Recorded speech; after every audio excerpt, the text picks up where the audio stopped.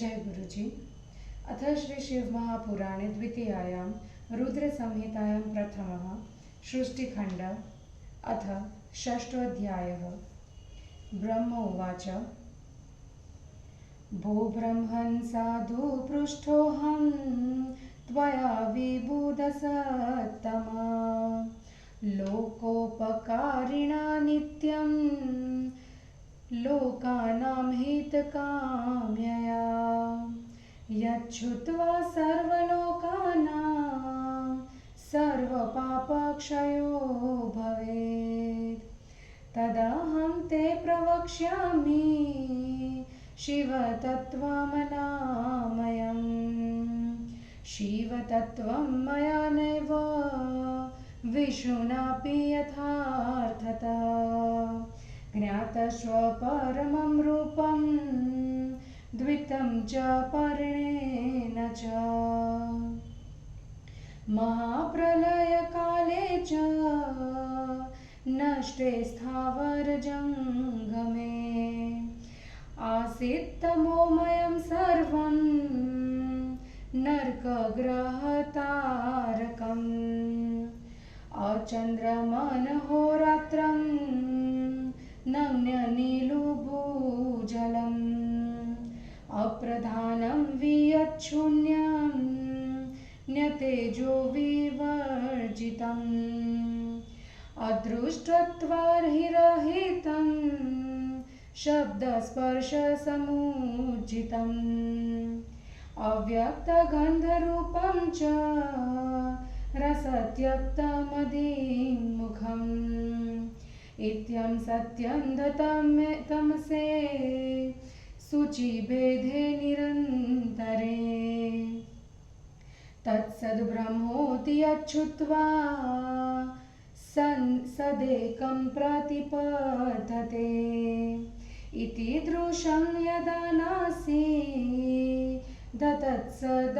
सदात्मकम् योगिनोऽन्तर्हिताकाशे यत् पश्यन्ति निरन्तरम् अमनोगोचरं वाचं विषयं न कदाचन अनामरूपवर्णं च न च स्थूलं न यत्कृशम् अर्ह्यस्वदीर्घमलधु गुरुत्वपरिवर्जितम् न यत्रापचय कश्चित् तथा नोपचयोऽपि च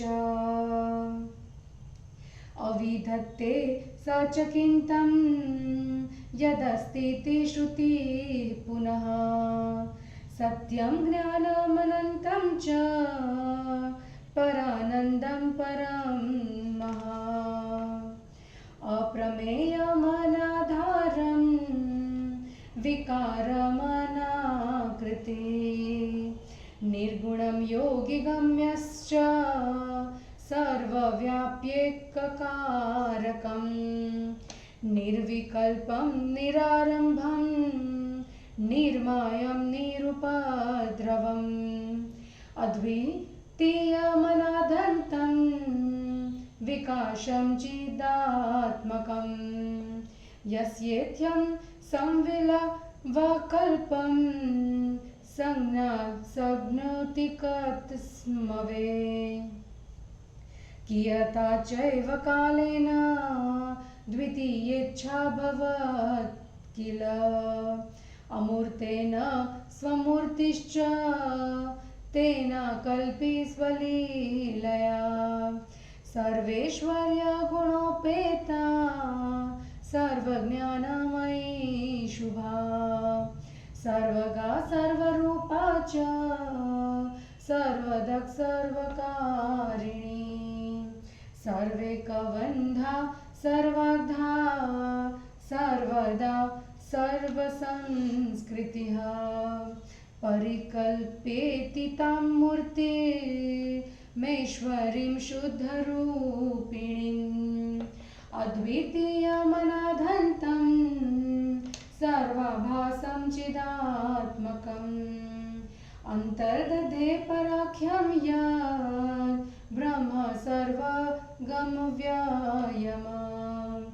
अमूर्ते यत्पराख्यं वे तस्य मूर्ति सदा शिवः अर्वाचीना पराचीना ईश्वरं तं जगुर्बुधा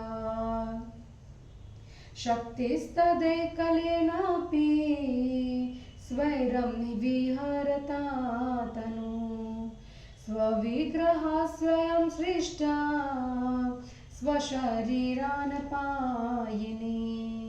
प्रधानं प्रकृतिं तां च मायां गुणवतीं परां बुद्धितत्त्वस्य जननी माहुर्विकृतिवर्जितां सा शक्तिरम्बिका प्रोक्ता प्रकृति सकलेश्वरी त्रिदेव जननी नित्या मूलकारणमित्युत अस्या अष्टो भुजाश्वासन् विचित्रवदना शुभा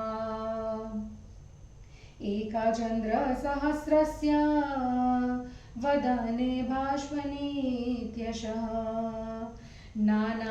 नानाभरणसंयुक्ता नानागतिसमन्विता नानायुधधरा देवी फुल्लपङ्कजलोचना अचिन्त्यते जसायुक्ता सर्वयोनिसमुद्धता एकाकिनी यदा माया संयोगाच्चाप्यनेकिका परः पुमानीश्वरः स शिवशम्भुरनीश्वरः निर्षे मन्दाकिनीधारी भालचन्द्रश्रीलोचनः पञ्चवक्त्र प्रसन्त्रात्मा दशबाहुस्त्रिशूलधृक् कर्पूरगौरः सुसितो भस्मोदुद्धूलितविग्रह युगपञ्च तथा तया शक्त्या साकं कालस्वरूपिणा शिवलोकाभिधं क्षेत्रं निर्मितं तेन ब्रह्मणा तदेव काशीकेत्येतत् प्रोच्यते क्षेत्रमुत्तमम् परं निर्वाणसंख्यानं सर्वोपरि विराजितं ताभ्यां च रममाणाभ्यां तस्मिन् क्षेत्रे मनोरमे परमानन्दरूपाभ्यां परमानन्दरूपिणम् मुने प्रलयकालेऽपि न तत्क्षेत्रं कदाचन विमुक्तं हि शिवाभ्यां यद विमुक्तं ततो विदुः अस्यानन्दवनं नाम पुराकारी पिनाकिनी क्षेत्रस्यानन्द हेतुत्वादविमुक्तमनन्तरम् अथानन्दवने तस्मिच्छी वयोरममाणयो इच्छेत्यभूत्सुरर्षैः सृज्य कोऽप्यपरः किल यस्मिन् यस्य महाभारमा वां स्वैरचारिणो निर्वाणधारणं कुर्वः केवलं काशिशायिनो स एव सर्वकुरुतात् स एव परिपातु च स एव संवृणोत्वन्ते मदनुग्रहतस्तदा चेतः समुद्रमाख्युच्य चिन्ताकल्लोललोलितं सत्वरन्तं तमोग्रामं रजो विद्रुमवल्लितं यस्य प्रसादातिष्ठावः सुखमानन्दकानने परीक्षित मनोवृत्तो बहिर्श्विन्तातुरे सुखं सम्प्रदायेति स विभु स्तया शक्त्या परेश्वरः सव्ये व्यापारयाश्वक्रे दशमेघ्ने सुधासवम् ततः पुमानवीरासि देखस्रैकोक्यलोक्यसुन्दरः शान्तः सत्त्वगुणोद्रिक्तो गाम्भीर्यात्मितसागरः तथा च क्षमया युक्तो मुनेर्लब्धोपमोद्भवत् इन्द्रनीलधुति श्रीमान् पुण्डरीकोत्तमेक्षणः सुवर्णकान्तिभृच्छेष्ठ दुकूलयुगलावृतः लसत प्रचण्डोर्दण्ड युगलो ह्यपराजितः ततः स पुरुष शम्भं भूम् प्रणम्य परमेश्वरम् नामानि कुरु मे स्वामी नन्वद कर्म जगाविति तच्छ्रुत्वा वचनं प्राह शङ्करः प्रहसन् प्रभुः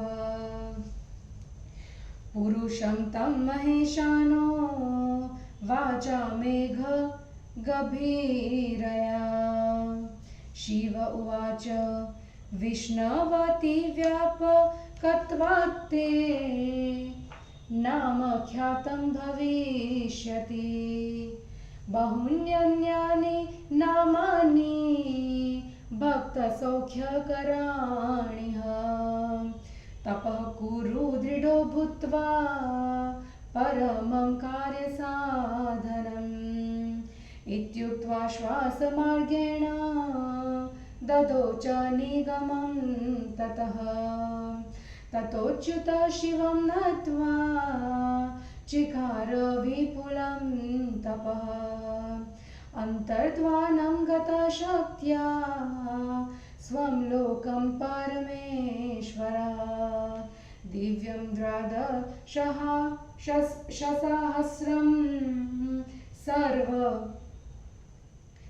सर्ववर्षतत्त्वापि चाच्युतः न प्राप स्वाभिलषितं सर्वदं शम्भुदर्शनम् ततः संशयमापन्न श्रीन्तिन्तहं हृदि सादरम् मया किं प्रकर्तव्यम् इति विष्णु शिवं स्मरन् एतस्मिन्नन्तरे वाणी समुत्पन्ना शिवाशुभा ततः पुनः प्रकर्तव्यं संशयस्यापनुत्तये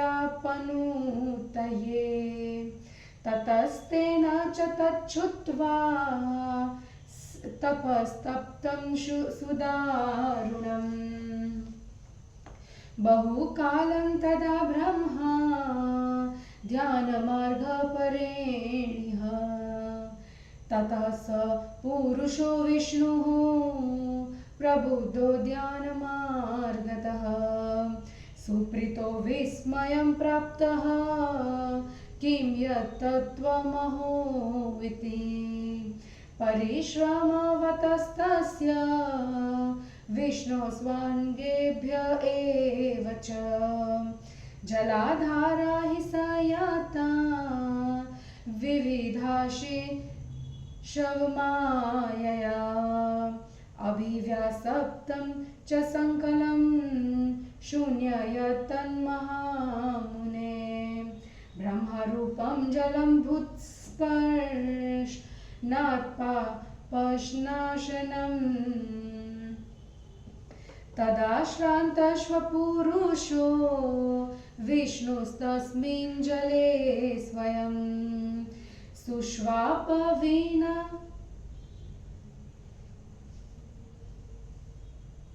सुष्वाप परमप्रीतो बहुकालं विमोहितः नारायणेति नामापि तस्यासिच्छुति सम्मतं नान्यकिञ्चित् तदा ह्यासि प्रकृतिं पुरुषं विना एतस्मिन्नन्तरे काले तत्त्वन्यासन् महात्मनः तत्प्रकारं शृणु प्राज्ञः गदतो मे महामते प्रकृतेच्व महानासीन् महतश्व गुणाश्रय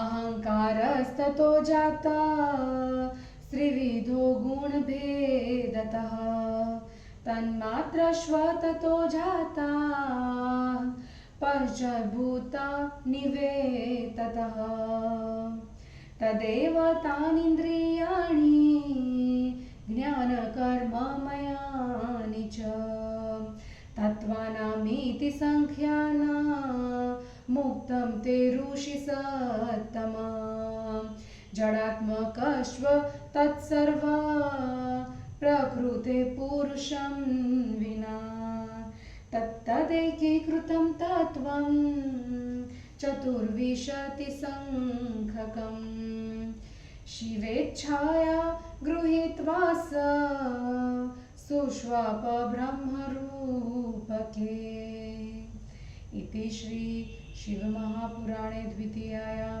रुद्रसंहितायां प्रथमखण्डे सृष्टयुपाख्याने विष्णुत्पत्तिर्वर्णनं नाम षष्ठोऽध्यायः। हिंदी अनुवाद। ब्रह्मा जी ने कहा, हे ब्राह्मण, विद्वानों में श्रेष्ठ, आपने अच्छा प्रश्न किया क्योंकि आप संसार का उपकार करते हैं। यह प्रश्न भी अपने जनता के हित के लिए ही किया है। जिस कथानक को सुनने से सभी के पापों का नाश होगा, उस कल्याणकारक शिव तत्व को मैं आपसे कहता हूँ। पर्यार्थ रूप से मैं तो शिव तत्व को नहीं जानता और न कोई दूसरा ही जानता है। केवल उस परम और अद्भुत रूप को विष्णु भगवान जानते हैं।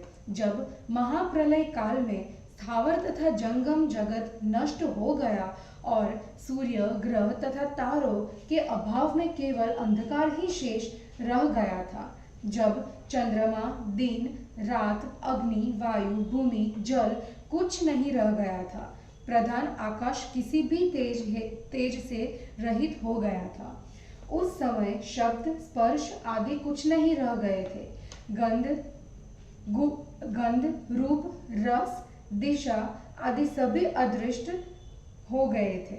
इस प्रकार लगातार अत्यंत अंधकार के हो जाने पर तत्सद ब्रह्म यह सुनकर उसी सत्य को भक्त प्राप्त कर लेता है।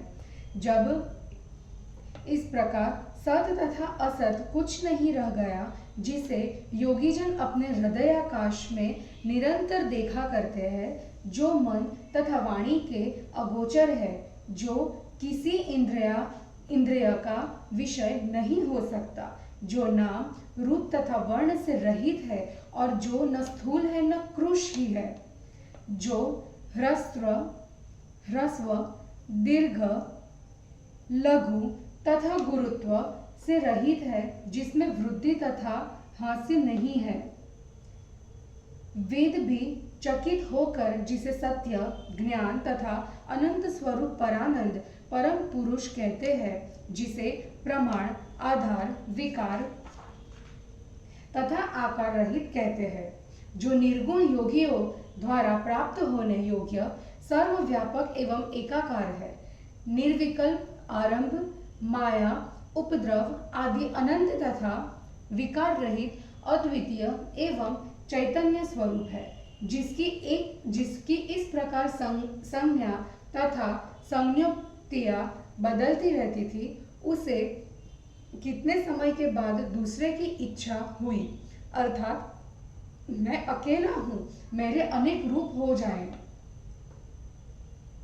उस निराकार ने अपनी लीला से सभी ऐश्वर्यों तथा गुणों से युक्त, सभी प्रकार के ज्ञान से युक्त शुभ मूर्ति की रचना की, जो सर्वत्र गमनशील, सब प्रकार के रूपों वाली, सब कुछ देखने वाली, सब करने की शक्ति वाली, सभी के प्रमाण के योग्य, सबसे प्राचीन, सदैव सबको सुसंस्कृत बनाने वाली है। ईश्वर संबंधी उस शुद्ध मूर्ति की रचना करके वह अद्वितीय, अनादि, अनंत, सर्वाभास, चैतन्य स्वरूप, सर्वत्र गमन करने वाले, अविनाशी, पर नामक ब्रह्म अंतर्धान हो गए। अमूर्ति परतत्व की ही मूर्ति सदाशिव है। इसी को प्राचीन तथा आधुनिक विद्वान ईश्वर कहते हैं। उस अकेले ईश्वर ने अपने ही शरीर से स्वच्छंद विचरण करने वाली एक अविनाशिनी शक्ति को प्रकट किया। वही प्रधान प्रकृति गुणवती सर्वश्रेष्ठ माया है। वही बुद्धि तत्व की जननी है। इसी को विकार रहित करते हैं। वही शक्ति अंबिका, प्रकृति, तीनों लोकों की ईश्वर की कही जाती है। तीनों देवताओं की जननी, नित्य तथा सृष्टि का मूल कारण कही जाती है। इसकी 8 भुजाएं हैं। इसी का लोकोत्तर सौंदर्य युक्त सुंदर मुख है। 1000 पूर्णिमा के चंद्रमा के मुख के समान इसकी कांति है।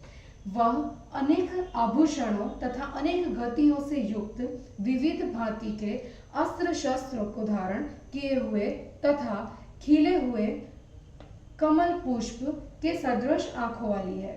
अचिंतनीय तेज से युक्त, समस्त चर अचर को उत्पन्न करने वाली वह अकेली माया जब संयोगवश उन अनेक रूप धारण करती है, तब वह परम पुरुष ईश्वर शिव शंकर, जिनका कोई स्वामी नहीं है, सिर पर गंगा को धारण करने वाले, माथे पर चंद्रमा तथा 3 नेत्र, 5 मुख वाले, प्रसन्न आत्मा, 10 भुजाओं वाले, त्रिशूलधारी, कपूर के समान गौरव वर्ण वाले, शरीर पर भस्म लगाए हुए उस काल रूपी परब्रह्म ने उस शक्ति को लेकर एक साथ ही शिवलोक नामक क्षेत्र का निर्माण किया। वही उत्तम क्षेत्र काशी इस नाम से कहा जाता है। वह परम निर्वाण देने वाला होने के कारण सर्वोपरि सबके मन को रमाने वाले उस क्षेत्र में परम आनंद स्वरूप उन दोनों के रमण करने में परम आनंद रूपी हे मुनिवर, प्रलय काल में भी शिव पार्वती का कभी वियोग न होने के कारण ही काशी को अविमुक्त क्षेत्र कहते हैं। प्राचीन काल में शिव जी ने इस क्षेत्र का नाम पहले आनंदवन और बाद में अविमुक्त रखा था। हे देवर्षि नारद, आनंदवन में रमण करते हुए शिव पार्वती के मन में इच्छा हुई कि किसी दूसरे पुरुष का निर्माण किया जाए, जिसके ऊपर अपने इस महासागर को डालकर हम दोनों स्वच्छंद होकर वैराग्य धारण कर केवल काशीपुरी में निवास कर सके। वही सदा सब कुछ करे, वही रक्षा करे और अंत में मेरे अनुग्रह से वही सृष्टि का संवरण भी करे। चिंता रूपी लहरों से चलायमान चिंता रूपी समुद्र को बटोरकर रजोगुण रूपी विद्रुम से विस्तृत तमोगुण को खा जाने वाले सत्वगुण रूपी रत्न को प्राप्त कर, जिसके प्रसाद से हम दोनों बाहरी चिंताओं से चिंतित उस व्यक्ति के ऊपर अपनी मानसिक वृत्तियों को डालकर आनंदवन में सुखपूर्वक रहेंगे। ऐसा विचार कर उस सर्वव्यापक भगवान ने उस पराशक्ति के 10वें अंग मतलब योनि में सुधा रूपी आसव का प्रयोग किया। तब उससे तीनों लोकों में सुंदर एक पुरुष प्रकट हुआ, जो शांत एवं सत्व गुण से युक्त तथा गंभीरता में समुद्र के समान तथा क्षमावान था। हे मुनि, वह पुरुष इंद्रनीलमणि के सदृश कांति वाला एवं कमल के सदृश आंखों वाला अनुपम पैदा हुआ। सोने के सदृश कांति वाले 2 दुपट्टों को धारण किए हुए अपराजित 2 भुजाओं से शोभित तब उस पुरुष ने परमेश्वर शिव को प्रणाम कर उनसे कहा, हे स्वामी, मेरा नाम निर्धारण कर मेरे कर्मों का निर्देश कीजिए। उसके इन वचनों को सुनकर भगवान शिव जी बादलों के समान गंभीर वाणी बोले। शिव जी ने कहा, सर्वव्यापक होने के कारण तुम्हारा विष्णु यह प्रसिद्ध नाम होगा। इसके अतिरिक्त और भी तुम्हारे अनेक नाम भक्तों को सुख देने वाले होंगे। तुम स्थिरता पूर्वक सभी कार्यों की सिद्धि को देने वाले तप को करो। ऐसा कहकर उन्होंने अपने श्वास मार्ग से वेद प्रदान किया। इसलिए कहा गया है, यस्य निश्वासितं वेदः। तदंतर विष्णु भगवान ने शिव जी को प्रणाम करके बहुत तप किया और परमेश्वर अपनी शक्ति के साथ अंतर्धान होकर अपने लोक को गए।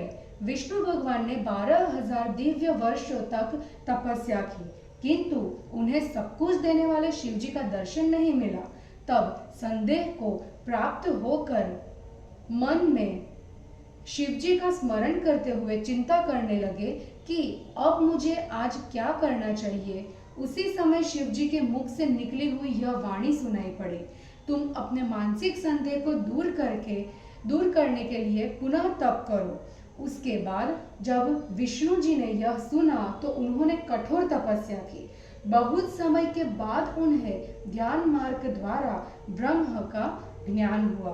तब वे पुरुषोत्तम विष्णु ध्यान मार्ग से जागे और प्रसन्न होकर आश्चर्यचकित होकर कहने लगे कि क्या यह वही तत्व है। उस परिश्रमशील विष्णु भगवान के अंगों से ही शिव जी की माया द्वारा अनेक प्रकार की जल धाराएं निकल पड़ी। हे महामुनि, वह सब जल राशि शून्य में लीन हो गई। वह जल ब्रह्म रूप हो गया, जिसका स्पर्श करने मात्र से पापों का नाश हो जाता है। तब विष्णु भगवान थक कर परम प्रसन्न तथा मोहित होकर बहुत समय तक उसी जल में सोए रह गए।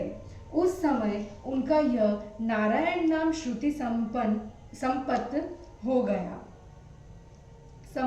गया। उस समय प्रकृति तथा पुरुष के अतिरिक्त और कुछ भी नहीं था। हे महामति, हे बुद्धिमान, उसी समय उस पुरुष में से अनेक तत्व प्रकट हुए। मैं उनका प्रकार कहता हूँ, आप सुनिए। प्रकृति से महान से 3 गुण, उनसे अहंकार और उससे गुण भेद से 3 गुण पैदा हुए। उनसे तन्मात्राएं, उनसे 5 महाभूत प्रकट हुए। उनसे ज्ञानेंद्रिया एवं कर्मेंद्रिया पैदा हुई। हे ऋषि श्रेष्ठ, तत्वों की गणना आपके सामने कर दी गई है। प्रकृति का जडात्मक कार्य पुरुष के अतिरिक्त समझना चाहिए। इन सब तत्वों का योग करने से इनकी 24 संख्या होती है। इन तत्वों को शिवजी की इच्छा से ग्रहण करके वे ब्रह्म रूप जल में शिव की इच्छा से सो गए। जय गुरु जी।